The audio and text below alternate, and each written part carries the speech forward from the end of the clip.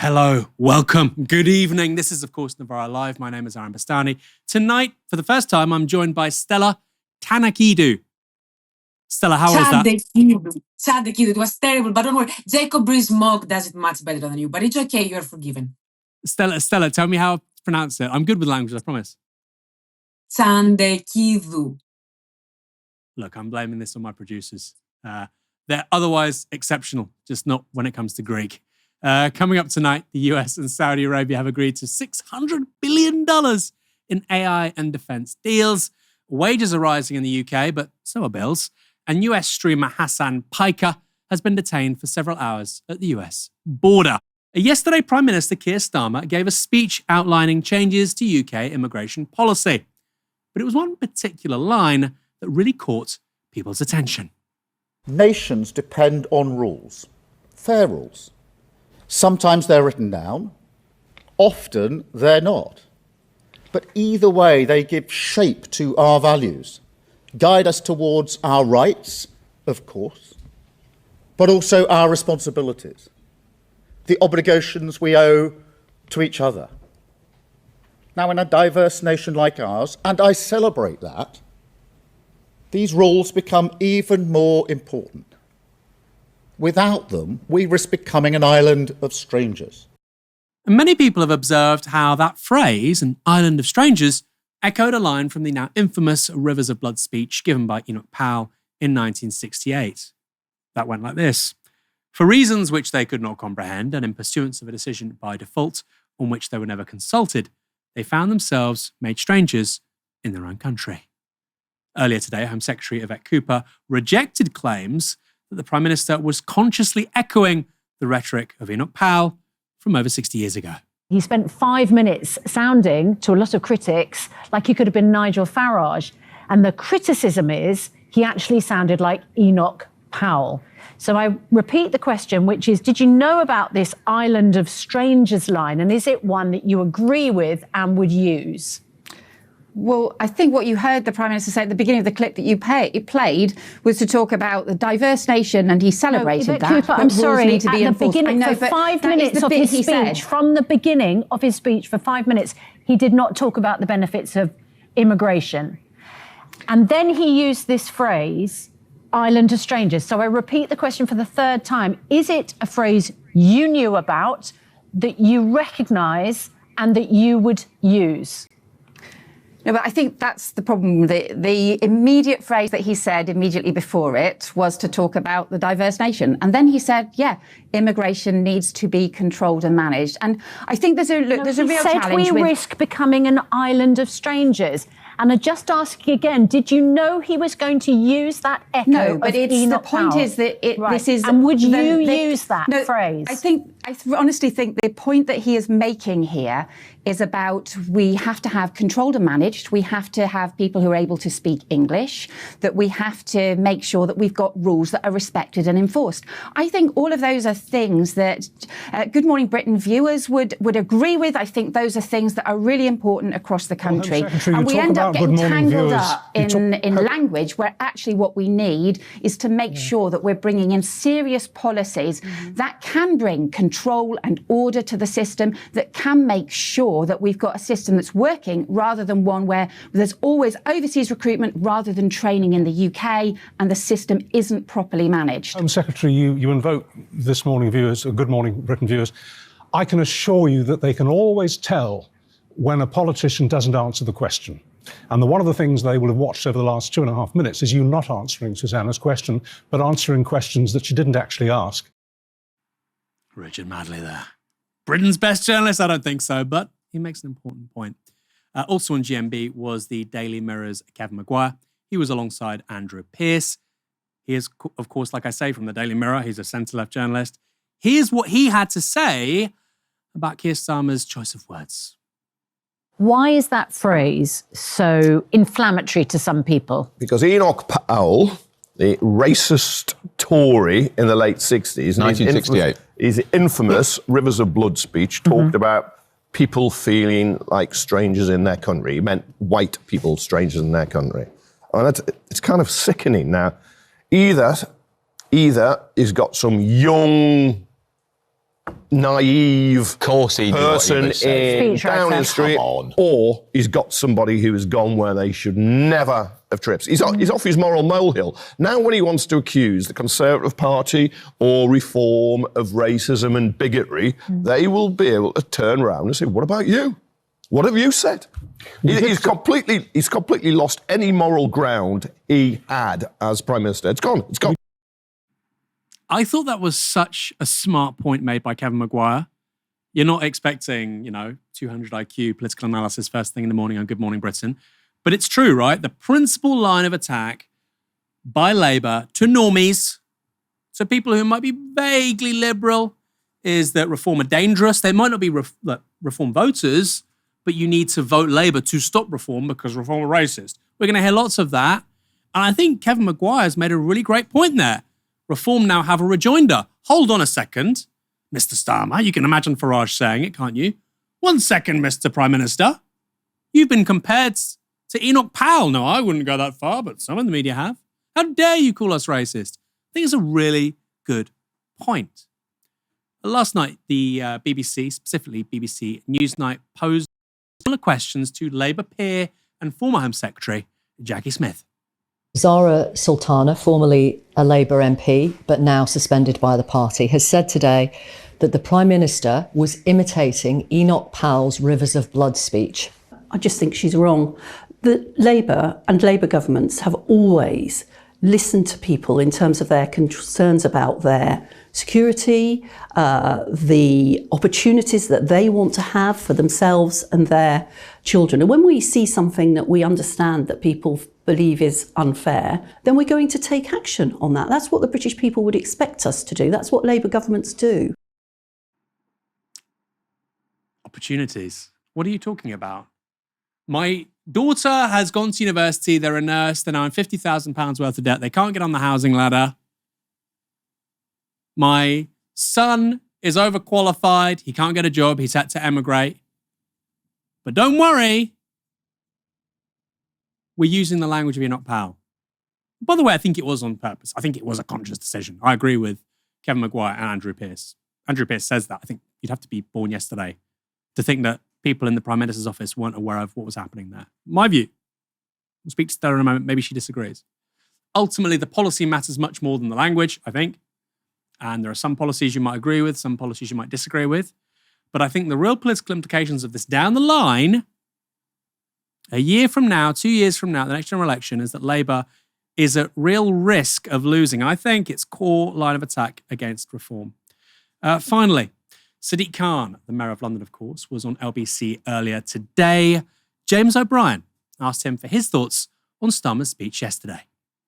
The Messenger chose to use those phrases, and he's your mate, Keir Starmer. Yeah, well, I mean, if you listen to the Prime Minister's speech, he also talked about diversity being a strength. But I'm not asking you, respectfully, I'm not asking you about those bits. I'm asking you how you feel about these bits, specifically. Squalid chapter. He's talking about your parents. And an island of strangers. He's talking about you. I think from the passage in the speech you're referring to is the promises made by Brexiteers to, inverted commas, take back control. The highest numbers of net migration have been in the most recent years, 900,000, 700,000, 600,000. I think, and you'll correct me, that's what he's referring to. What he was not referring to, because I know how rich his constituency is in relation to the contribution made by migrants, is the contribution we make to this multicultural capital city and country. How do you feel to hear a Labour Prime Minister talking about a squalid, that word squalid chapter, not an unacceptable chapter or an unreasonable or an unsustainable chapter, a squalid chapter and an island of strangers? Well, those aren't words that I'd use.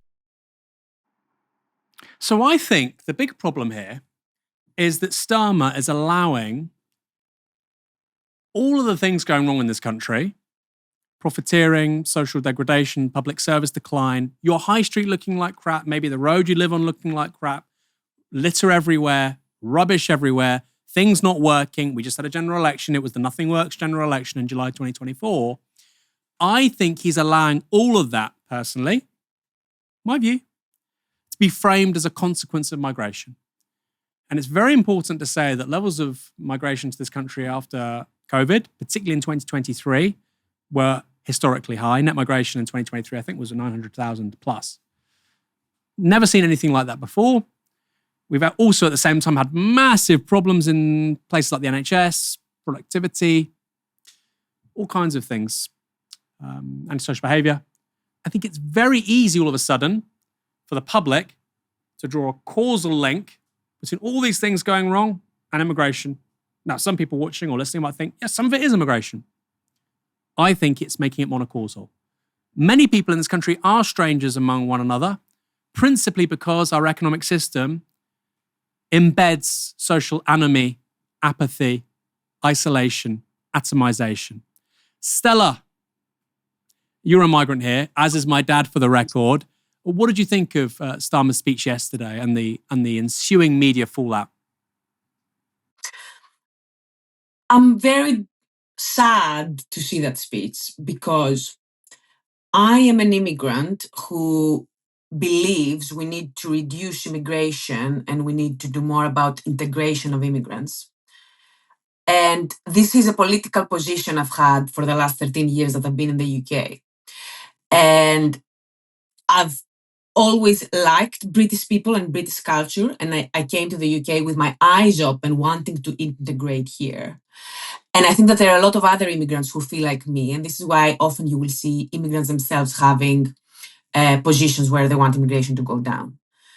But this is not the way you do it, because the way he's done it is he has framed it in a way where he accepts the framing of Nigel Farage. He accepts the framing of racists, which say that the immigrants who came here are on the skilled visas, on the care worker visas, and were left in limbo because the jobs that they were told to come and take were not here. The people who uprooted their whole lives to come here and take these jobs, they are the problem and they are the strangers. And as you mentioned, Aaron, there are a lot of ways, especially from a left-wing perspective, to talk about alienation. An island of strangers doesn't have to be xenophobic rhetoric if, as you said, you also point out to all of the things that make people feel the way they do. But when Keir Starmer says that, nobody believes him. And this is because he has not spent his career setting out the reasons why this is his political position as a Labour Party Prime Minister, as a human rights lawyer, as a public defender who believes in dignity, who is principled, who believes in diversity, who believes diversity is a good thing, someone who fights against racism. This is not his political rhetoric. And that's because he came to this political framing over the last few days. And it is because reform has done so well in the last elections. And this is why what the public is hearing is not, this is a government who is responding to the circumstances and has a plan. What the public is seeing is this is a prime minister under pressure from a right-wing party, which at times has sheltered racists and far-right elements. I'm not saying everyone in the Reform Party is a racist and far-right, but there are certainly people who associate themselves with Reform who are all of these things. For example, people who believe we should deport people who were born here, second and third generation immigrants. We should deport them back to countries where they have never even visited, let alone lived there. And Keir Starmer comes and basically completely accepts that. So my question is, who is governing us? Who is in power here if this is the way that Keir Starmer does U-turns on his politics? That's a really interesting point, Stella. So you think that this is entirely the result of Reform's success, particularly in local elections, the by-election, of course, on May the 1st. If that wasn't so glaringly obvious, we would have had a very different set of policies coming out of the mouth of the Prime Minister. Is that what you're contending? No, the policies were already happening. The policies were already in place. For example, a few months ago, Labour did something that's quite radical in terms of how anti-immigration it is. They made it so they changed the casework guidance, the Home Office casework guidance, so that people who have arrived in the UK by irregular means, which basically almost often means by boat, as asylum seekers, will never be eligible for British citizenship. It doesn't mean they won't be eligible for refugee status. They can still stay here, but they will not be eligible for British citizenship, which is something that a lot of people like Keir Starmer, who are human rights lawyers, people from a human rights background, think it is quite an extreme thing to do. So the policies were already going to happen because immigration already was not under control. This is not a secret, and this is a fact. Immigration was not done in a way which serves this country, and it was not done in a way which reflects this government's capacity. It was sort of an accident. Immigration policy in the last few years was sort of an accident. The rhetoric, however, is entirely in response to reform. And I completely agree with what Kevin Maguire said on Good Morning Britain, which is that this is likely a young person who put this phrase in there, a young person who does not have the emotional history of this phrase. Because this is something that we see a lot with all of these young people who are flocking to reform.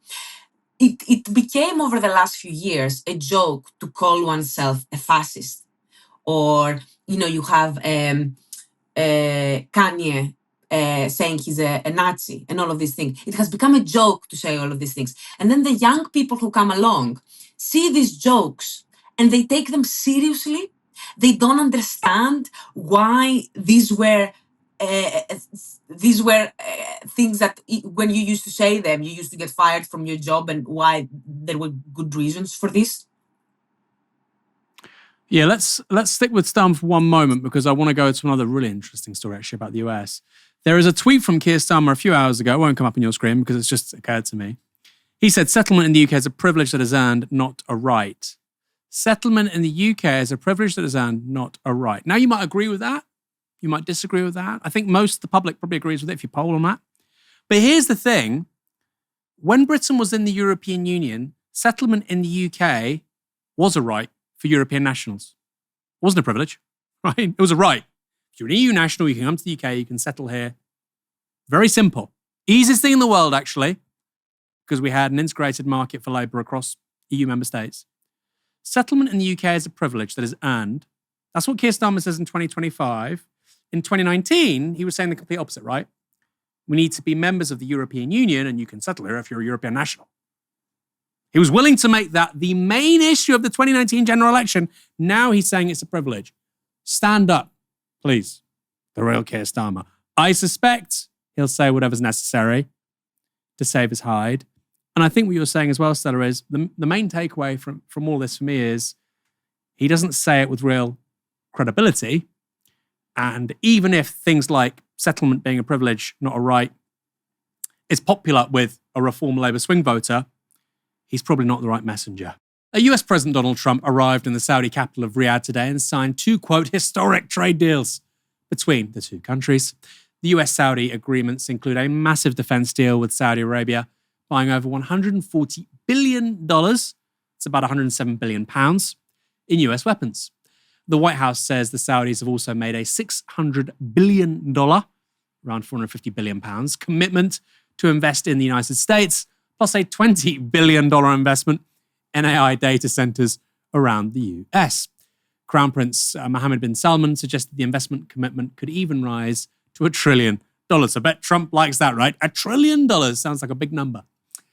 Trump's 4-day Middle Eastern diplomatic jamboree is his first major international trip during his second term as president. He's hoping to also secure investment from Qatar and the UAE, something that plays into his image as a master deal maker. And among a flurry of announcements today, Trump has said that he wants to make a deal with Iran and will remove sanctions on Syria to give the country, quote, a chance at greatness. But one world leader is reportedly less than pleased by the Trump tour. Missing from the travel plans, a stop in Israel. There's a sense that he's distancing himself a little bit, if not from the Jewish state of Israel, then from Prime Minister Benjamin Netanyahu. I've heard from some U.S. officials and some analysts here in Washington that the Trump White House is not happy that Netanyahu is intent on continuing the war in Gaza. Stella, is Trump ditching Israel so that Saudi Arabia can be the main ally of the US in the Middle East? I think it looks extremely good on him, as you said, especially the fact that they are giving him a $400 million luxury jet that he can use for himself, which Netanyahu is presumably not in a position to do at the moment. So that makes him look great. I cannot understand how either of these countries is serving their national interest in doing this. I do not understand this for Saudi Arabia either, because presumably they should care about the role that the US has played on the Israel and Palestine conflict. Presumably they should care about what happens to Palestinians. I do not see how all of this song and dance that they are carrying out right now is helping them. I'm glad to see that at least this has made the Senator Minority Leader Chuck Schumer finally do something. He placed a blanket hold on all Justice Department nominees after it became public that Donald Trump accepted the luxury gift as a gift from the luxury jet, as a gift from Qatar's royal family. At least this has made them, I guess, start growing a backbone and maybe start calling out the extreme corruption from that we're seeing from Trump. It is quite funny. You can just see how Trump works, right? He's thinking, well, Israel, we give money, and the Qataris and the Saudis, they give us money. They give me nice things. Why are we helping the Israelis? I mean, I think he's quite a transactional person. And the fundamentals are that the US's relationship with Israel, transactionally speaking, doesn't actually give the US very much anymore. Israel's genocidal war on the Gaza Strip, now in its 19th month, has killed at least 61,000 Palestinians, with 46 people killed in the last 24 hours alone. It's also the deadliest conflict in history for journalists. This morning, yet another Palestinian journalist was assassinated by Israel, this time while recovering in hospital. Al Jazeera's Tarek Abu Azum reports. Israeli drones have targeted journalist Hasan Piker in Nasser Medical Facility as he was receiving medical treatment following injuries sustained from previous Israeli attack on him that targeted Hasan alongside with a number of journalists in the city of Khan Yunis. And as well, the number of journalists killed since the war began after the killing of Hasan has risen to 215 Palestinian journalists were killed. Many were killed along with the family members. Others, while they were working on the ground. And yesterday, Hasan was killed while he was getting medical treatment. In one of his last interviews, Hassan Ezalai told Mondo Weiss this: "It would not be difficult for the occupation to assassinate me again, especially with the increasing incitement I hear and see against me," Hassan said. "They may target me inside the hospital in this room of mine. What can I do?" The targeting of journalists is a war crime under international humanitarian law, but Israel has faced zero accountability for the killing of 215 journalists and media workers in Gaza since October 2023. That's a lot, 215. That's more than the two world wars, Vietnam, the Gulf Wars, all put together since 2023. Another internationally recognized war crime, not to mention a crime against humanity and a form of societal torture, is the starvation of civilians as an act of warfare. But that is exactly what Israel is currently doing. Palestinians in Gaza don't just exist in terror of Israel's bombs and bullets, they're also being subject to a slow and painful death by starvation. No food, water, medicine, or fuel has been allowed to enter the Strip since the 2nd of March, when Israel imposed a total siege. That's over 10 weeks of no humanitarian supplies. The World Health Organization's representative for Palestine has warned today of stunting and impaired cognitive development for Gaza's children. Rick Peppercorn said this: "What we see is an increasing trend in generalized acute malnutrition. I've seen a child that's 5 years old, and you would say it's 2.5. Without enough nutritious food, clean water, and access to healthcare, an entire generation will be permanently affected." I mean, this is crazy, right? A 5-year-old, this is from a World Health Organization official. I know that various people in the Zionist lobby will want to write that off. You know, the Hamas, God knows what, influenced WHO. I'm sure some people say that. But that is a reality. Not only are we looking at 16,000 plus children dying, in itself a horror, children are being starved. to the extent where a 5-year-old looks like they're 2.5. And our governments aren't doing anything. Yesterday, Hamas released Israeli-American hostage and serving IDF soldier Eden Alexander, believed to be the last US citizen held in Gaza. According to Hamas, Alexander's release was a goodwill gesture to Donald Trump and intended to facilitate a deal for the entry of aid into the Strip. You can see Alexander there holding a sign that reads, "Thank you, President Trump." Crucially, it was not the result of negotiations with Israel. We're seeing a pattern. Here's how a Gazan woman reacted to the news. They want to bring us food in exchange for one prisoner. I don't know what to say. It's not okay to equate the lives of 2 million people living in Gaza with one American. Israeli bombardment of Gaza resumed after Alexander's release. Surprise, surprise. And aid is still being withheld from the besieged enclave. But a member of the Trump administration appears to be denying that there's a blockade at all. Here's what the Deputy Assistant to the President and Senior Counter-Terror Director said on the BBC's World at One programme. If you look at the math of simply the gargantuan amount of food that Israel has allowed into Gaza, which would feed multiples of the residents who lived there, you have to ask yourself, so where is that food really going? So what's happening in Gaza is the result of the mass slaughter of innocent men, women, and children, the greatest loss of Jewish life since the Shoah, since the end of the Holocaust. And Israel has every right to do what it's doing so that it will never happen again. That guy's got 2 children, right? He's got 2 children. Seb Gorka. I think he's Roman Catholic. Catholic Church says forgive. Seb Gorka's saying, when you have a horrific attack against civilians, you can kill as many people as you like. You can even starve children to death. That's what effectively he's saying. Not forgive, which apparently is his faith. Don't forgive. Kill, murder, maim, starve. Remember when Michael Gove said people had had enough of experts before the Brexit referendum? Most of the political centre ground responded with righteous indignation and furious anger. Experts are good. They're always right. This anti-expert populism will be the end of us. Well, I'm not quite with Michael Gove on this issue, or indeed much else, but a story is developing which does make me wonder. Maybe experts genuinely don't know very much at all. I'm referring specifically to economists and people who trade in economic analysis. They said that wage increases, especially in the public sector, would push inflation up.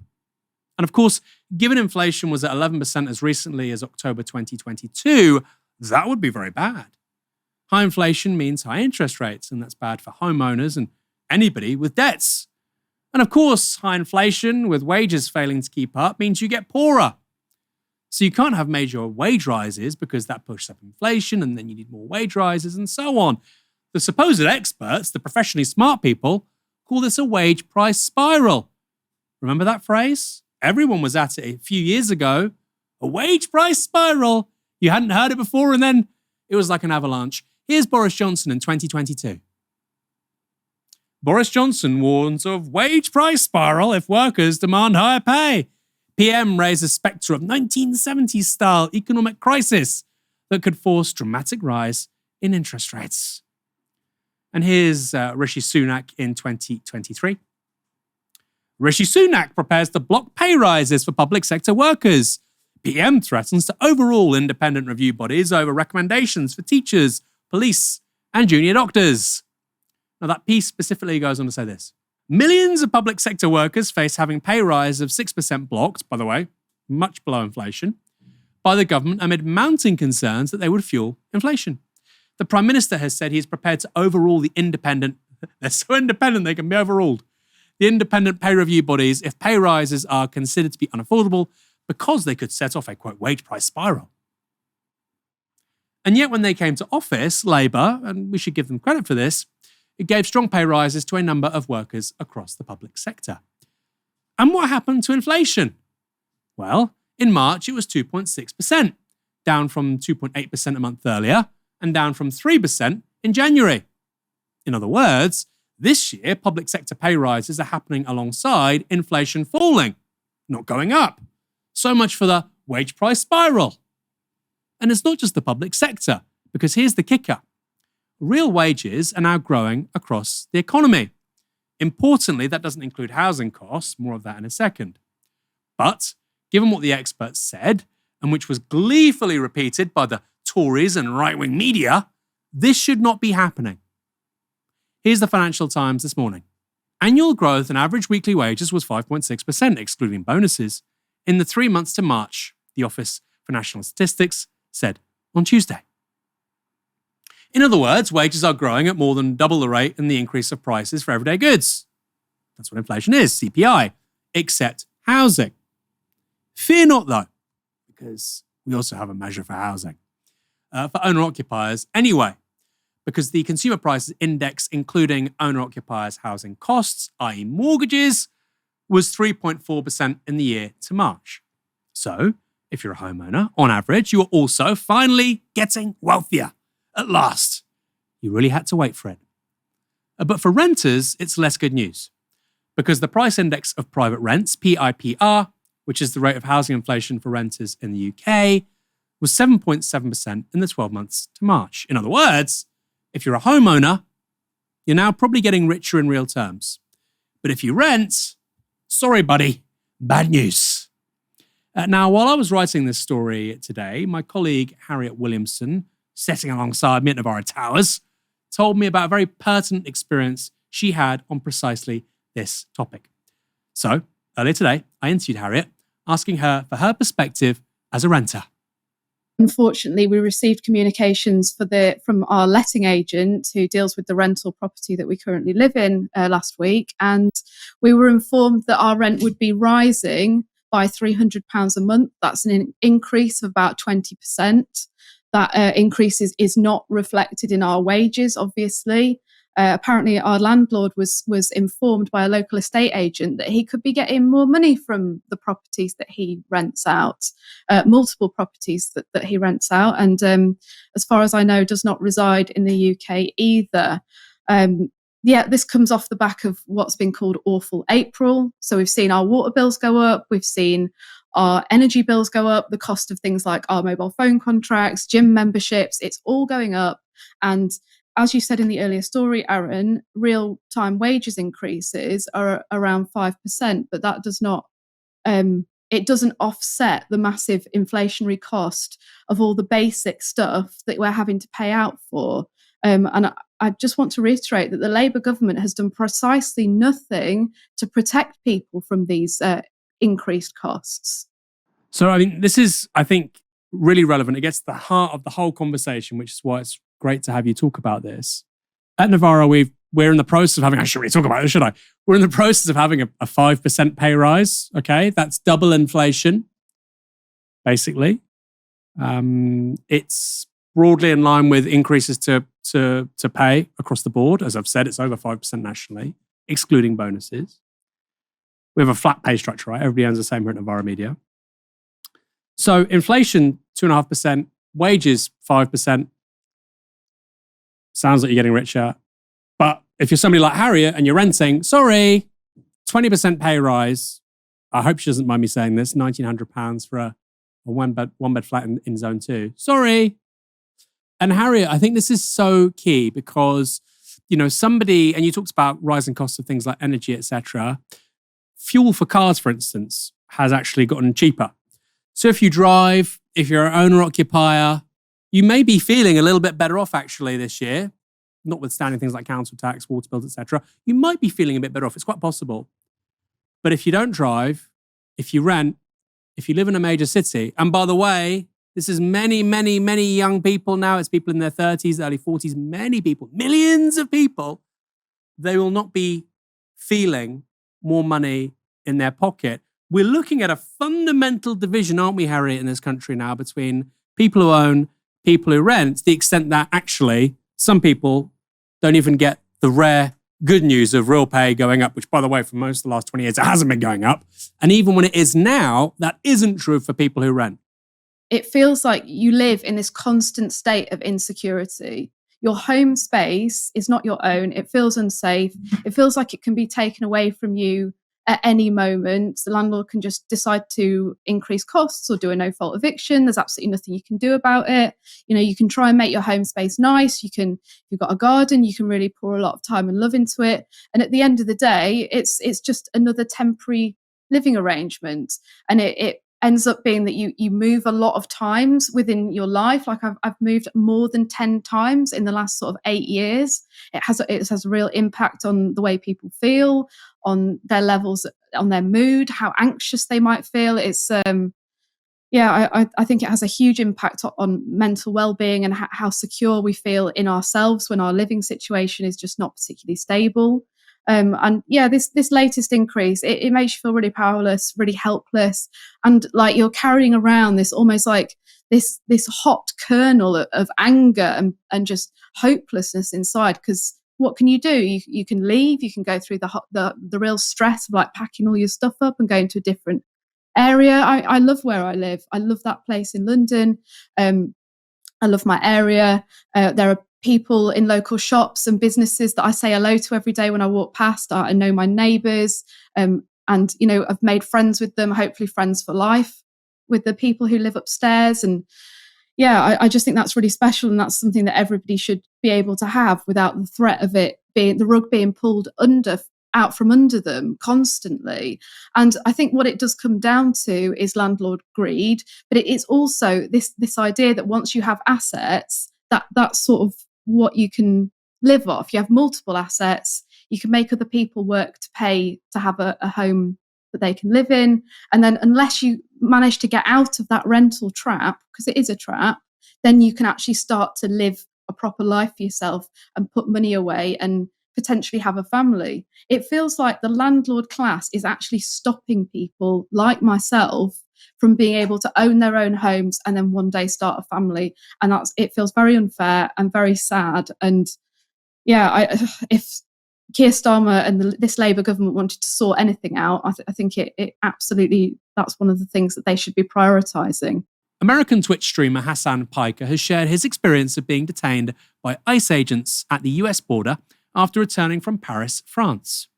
Piker has more than 6 million followers across his social media channels and has been vocal in his support for the people of Palestine, as well as being highly critical of Donald Trump. Here's how Hasan says it all went down at Chicago's O'Hare Airport.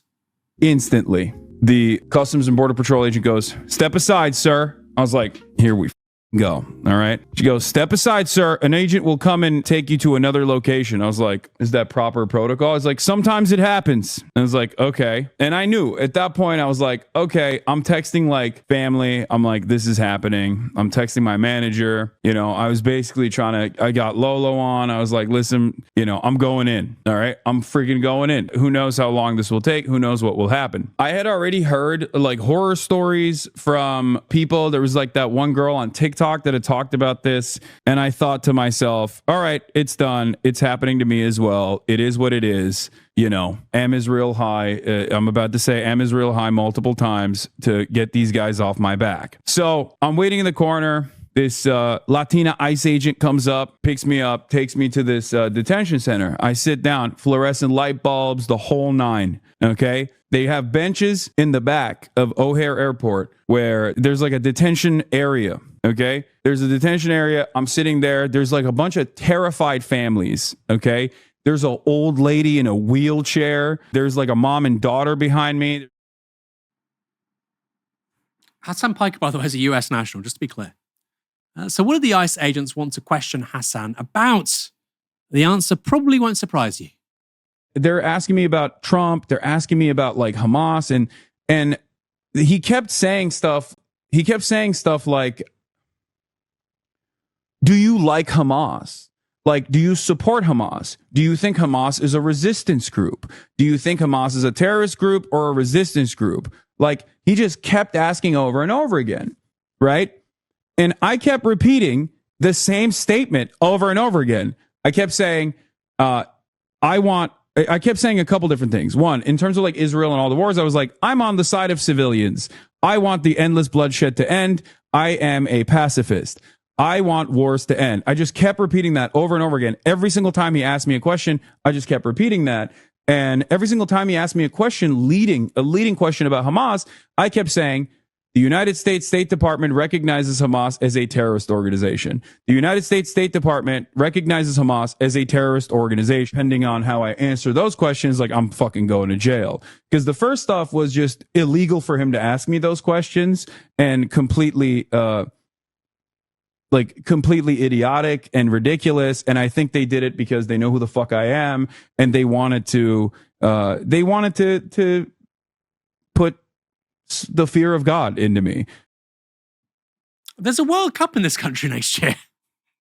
Are you going to go? I'm not going to go. I'm not going to go. Why would you go?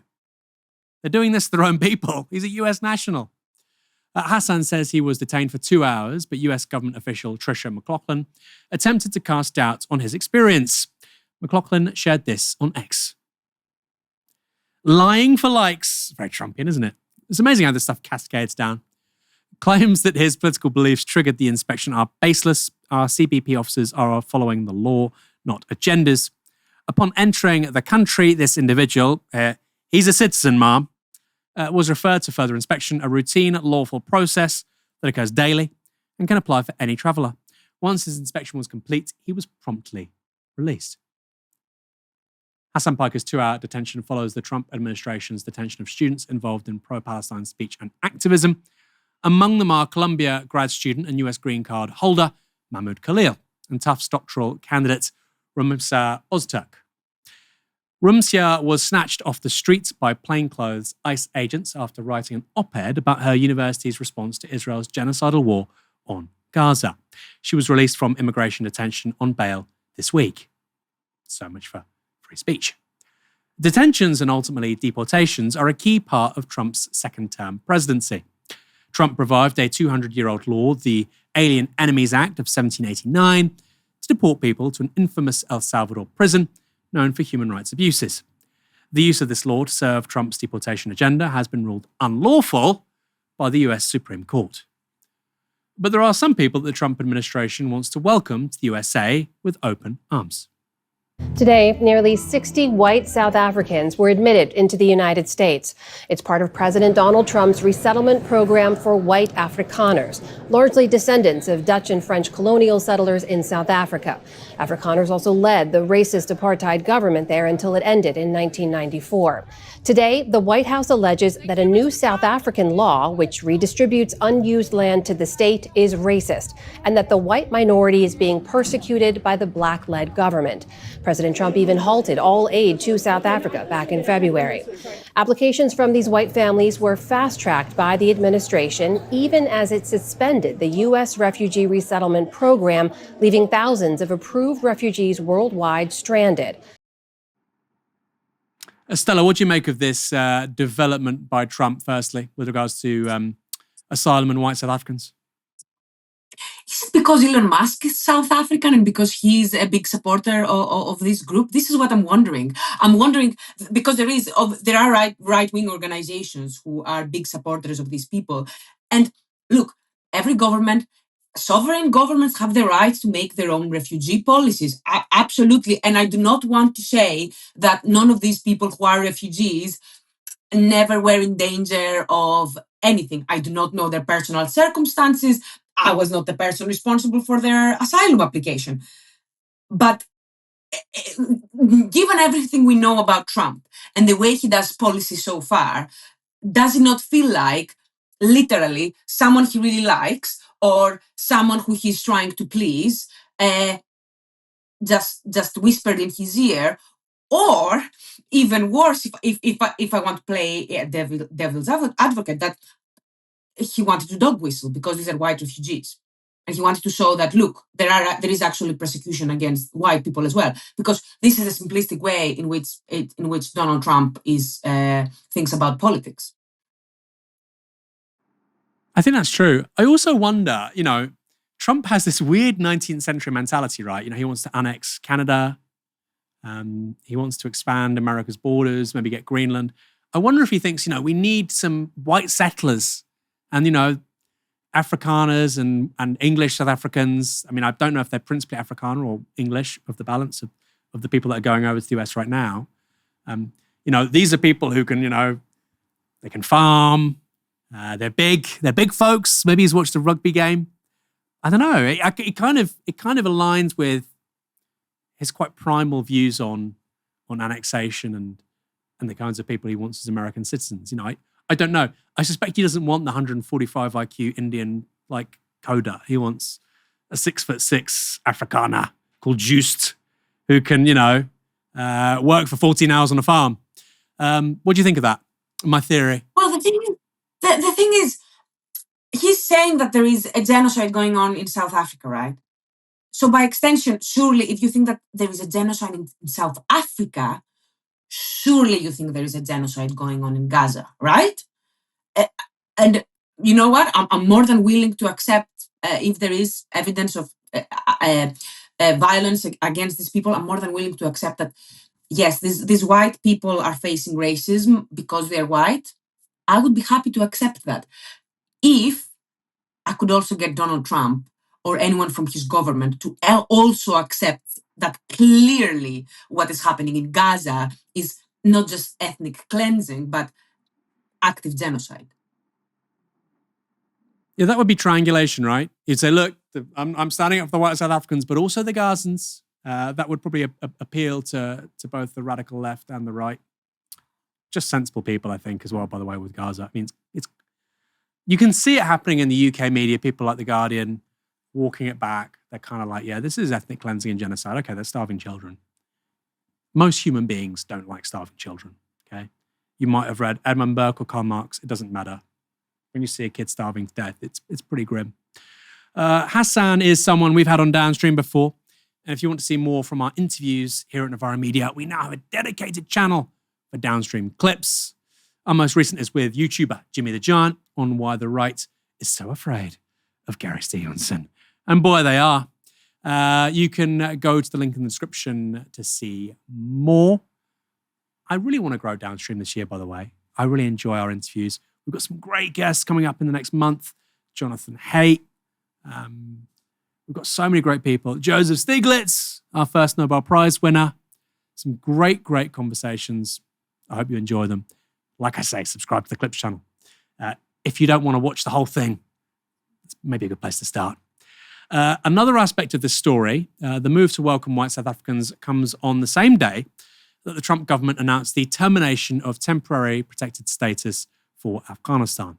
According to a Department of Homeland Security press release, Secretary Kristi Noem has determined this. There are notable improvements in the security and economic situation such that requiring the return of Afghan nationals to Afghanistan does not pose a threat to their personal safety due to ongoing armed conflict or extraordinary or temporary conditions. Afghanistan is safer than South Africa. Really? Is Afghanistan safer for an Afghan woman than South Africa is for a South African white Afrikaner woman? Really? Stella, what do you think? We were previously talking about the tweet from Keir Starmer, which said that settling in the UK is a right to be earned, is something to be earned, not the right to be given. And I was thinking about all of these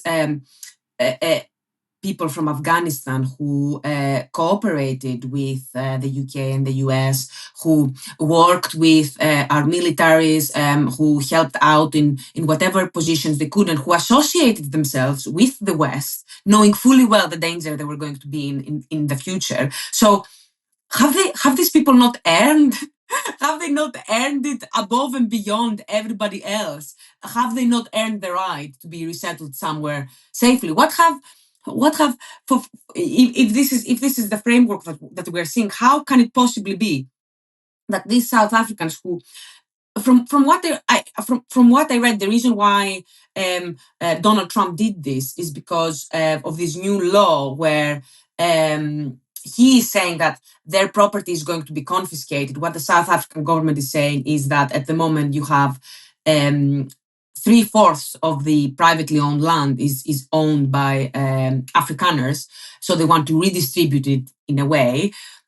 I'm not suggesting that I know everything about this policy or that I agree with this policy. I'm just saying this is what triggered Trump's actions. So is this really what prosecution Trump thinks is the most worthy of refugee status? It doesn't make sense either, right? They're taking your land, so leave your land and come here and come to somewhere where you have no land. I mean, if you really care that much, surely have a word with the South African government and intervene. It's a really strange one. Let's go to some of your comments as well. There were some really interesting comments in that story with Harriet a few moments ago. Some really interesting comments. My pal Foot. HMOs are never a good idea. I live in one and I'm 52. Should not be happening. Should not be happening, my pal Foot. We have a crisis on our hands in 20, 30 years' time where people who are retired, they live on the state pension. You might have full NI contributions, that's great. But if you don't own a house, it's hard, right? Whereas if you retire and you're a homeowner, you're not paying rent. And also, if something goes south, you've got equity you can draw upon and live on. We're going to have a real problem with people retiring home ownership lower than it's been for much of the last century. Pen Blanc writes on, renters are being shat on. Landlords should not be making a profit. But can someone explain how house prices rising is good for owner-occupiers? Please, when you sell, you tend to buy two. That's broadly true. Pen Blanc, but there are a few things here. Look, if your house goes up in value and you remortgage, it means that you can borrow against a more valuable asset. Basically, Ponzi scheme, right? So let's say I buy a house for £200,000. I remortgage 5 years later, it's now valued at £300,000. I can borrow more, maybe to invest in the house. I remortgage 5 years later, it's now valued at £500,000 because it's the market's inflated, but also I made improvements. And I can withdraw even more money. Now I can buy a home abroad. It's quite a different dynamic, isn't it, to renting? So you're right, in terms of buying, and selling a one-to-one, no, it's not necessarily that advantageous. But in terms of adding value to the house or buying other assets, it's a really, really big deal. Andy Bryce, HMOs seem ridiculously inefficient. We're converting houses into substandard flats and then building more houses. Why not just build new flats instead? Also for an aging population. We are spending as a society tens of billions of pounds to convert houses into HMOs, which in 40, 50 years' time, when the median age is 10 years older than what it is now, is not going to be suitable for older people to live in. Crazy. Maybe we should have more central planning in our society. It seems to work for China. Richard Crook, your house increasing in value doesn't make you richer unless you have a spare house. I think I touched on that a moment ago. TC, me and my wife managed to buy a house in cheaper North England. I decided to go for it because of Aaron's advice. For my mental health, it has been an amazing decision. Very glad to hear that, TC. It was brilliant for my mental health too. Matters of degree.